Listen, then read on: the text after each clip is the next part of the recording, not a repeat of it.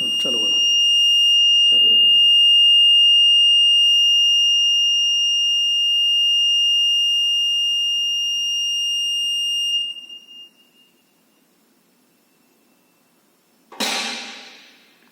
काय काय सेट करायचं आपल्याला सोन्याचे. आता हे झालं सेट करायचं. जेव्हा आपल्याला प्रोडक्टचं सेटिंग माहीत नाही, जेव्हा आपण पहिल्यांदा प्रोडक्ट म्हणजे लर्न करणार ना, त्यावेळेस काय करायचं, हॉटकीमध्ये जायचं. हॉटकीमध्ये गेलं ॲटो लर्न म्हणायचं. ॲटो लर्न म्हणला पासवर्ड विचारायचं. SUP1 चुकलं ते. चुकणारच आहे. SUP133 आहे. ठीक आहे. पासवर्ड म्हणला, पासवर्ड टाकायचा आणि प्रोडक्ट घ्यायचा. आता आपल्याला प्रोडक्ट नाही पण टॅबलेट घ्यायचं आणि इंटर म्हणायचं. इंटर म्हणलं की हे टाकत राहायचं, फक्त प्रोडक्ट टाकत राहायचं. टॅबलेट टाकत राहिलं तुम्ही, त्याला वाटलं की तेवढ्या अँगल मिळालं की ऑटोमॅटिक सेटिंग घेणार. त्याचा ते RPH सेट करणार, थ्रेशोल्ड सेट करणार, परत प्रोडक्ट टाकायचं. हे झालं. ठीक आहे. परत ते झालं की आपलं चॅनल लिस्ट टाकून बघायचं. फेअरस, नॉन फेअरस, येस, ओके. वाटलंच तुम्हाला तर विथ प्रोडक्ट बी टाकू शकता. फेअरस, नॉन फेअरस आणि येस विथ प्रोडक्ट बी टाकायचं. हे झालं. आता समजा तुम्हाला नवीन प्रोडक्ट ॲड करायचं आहे प्रोडक्ट लॅबमध्ये, व्ह्यू एडिट प्रोडक्टमध्ये जायचं आहे. आता जेव्हा आपल्या इथे प्रोडक्ट ॲक्टिवेट असतो ना, त्या प्रोडक्टच्या पुढे हॅश असतो. तुम्ही जर व्ह्यू एडिट प्रोडक्टमध्ये गेला, इथे क्लिक केलं, एडिट म्हणला, तर इथं फक्त तुमचं नाव टाकायचं. काय असेल ते. काय टाकू, XY टाकू, काय AB टाकू फक्त, किंवा टाका तुम्ही काय टाकायचं. कॅल्शियम टाकून द्या. हां.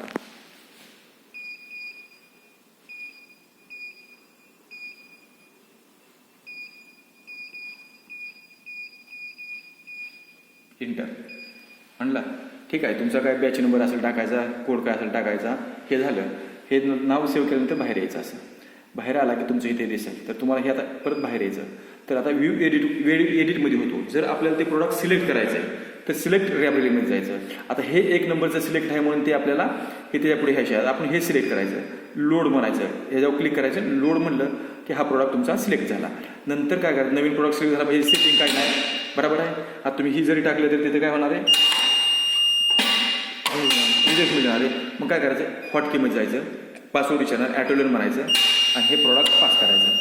प्रोडक्ट पास करायचं. प्रोडक्ट पास केलं की तो ॲटोमॅटिक सगळ्या सेटिंग घेईल. आता तिथे बी तो सेटिंग घेतलेली आहे. तो सेटिंग परत फेअरस, नॉन फेअरस आणि येस असं टाकून हे करायचं. ठीक आहे. आणि आता समजा आपलं हे प्रोडक्ट ॲक्टिव्ह आहे लायब्ररीमध्ये व्ह्यू एडिट, तर हा प्रोडक्ट ॲक्टिव्ह आहे, त्याच्यापुढे हॅश असणार आहे. मेन क्लिअरवरती बी नाव असतं. तुम्हाला बाहेर जायची गरज नाही. त्या प्रोडक्टला ॲक्टिव्ह आहे तर हा ॲक्टिव्ह आहे. ते हॅश ज्याच्या पुढे हॅश आहे तो प्रोडक्ट ॲक्टिव्ह आहे. आता मी हे लोड करतो, तो ॲटोमॅटिक पासवर्ड विचारेल. आता इथे हवा सुपरवायझर तर घेणार, OPR1 इंटर 111 इंटर. हा पासवर्ड फक्त ऑपरेटर हेच फक्त करू शकतो. हे प्रोडक्ट फक्त लोड करू शकतो. ठीक आहे. हे झालं. आता परत दुसरं काय, मशीन सेटिंगमध्ये हे ॲटो ट्रॅकिंग ऑनच ठेवायचं. म्हणजे काय होतं, जेव्हा आपण मशीनचा अँगल आहे ना प्रत्येक वेळेस शिफ्ट होत असतो. आता जे आपण हे फेज अँगल चेंज केलं ना, थोड्या वेळाने ऑन केलं मशीन हळूहळू शिफ्ट होत होतो. तुम्हाला जेव्हा एकदा तुम्ही ॲटो लर्न केलं, ती मशीन ऑनलाईन लावली तर तू ॲटोमॅटिकली हा प्रोडक्ट अँगल ट्रॅक करत राहील. बघा उदाहरण प्रोडक्ट हे पास होत आहे, इथे किती 115 हे ॲटोमॅटिकली इथं म्हणजे तुमच्या प्रोडक्टचा सिग्नल कमी करत राहील. ॲटोमॅटिकली इथं 117.4 आहे ना, तर ॲटोमॅटिकली हा चेंज झाला, 114 झाला का इथं 17.4, म्हणजे ते ऑटोमॅटिकली ट्रॅक करत राहील. रिजेक्शन कन्फर्मेशन, हे रिजेक्शन कन्फर्मेशन ऑन ठेवले. जर तुमचा काही कारणास्तव फ्लॅप जॅम झाला, काय झालं, आता समजा फ्लॅप जॅम आहे, मेटल आलं तुमचं, समजा मेटल आलं तर तुमचा फ्लॅप ओपन होईल किंवा जॅम असल्यावर जॅमच राहील आणि हे कंटिन्यू बिप देईल आणि हे असे मी स्क्रीनवरती मेसेज येईल. हे तेव्हा तुम्ही इथे पासवर्ड टाकायचा, SUP133. चुकून जॅम असेल, लूज झाला असेल तर परत ते ओके म्हणून येईल, नाहीतर रिजेक्शन कन्फर्मेशन ऑफ करा म्हणून येईल. आता मी एंटर केलं की तो आता ओपन आहे ना, ओके म्हणून येईल. पण जर ती तसा जॅम असेल तर मग तिथं ते बंद करा म्हणजे मग तुम्ही फ्लॅप बघायचा, ओके आहे का, कुठं गुतलं आहे, काय झालं आहे, फ्लॅप कुठं जॅम आहे तो तेव्हा बघायचं. हे झालं.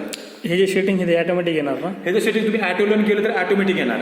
जर तुम्हाला ॲटोलन करायचं नाही, आता समजा इथं 115 आहे, तुम्हाला उदाहरण सांगतो, SUB1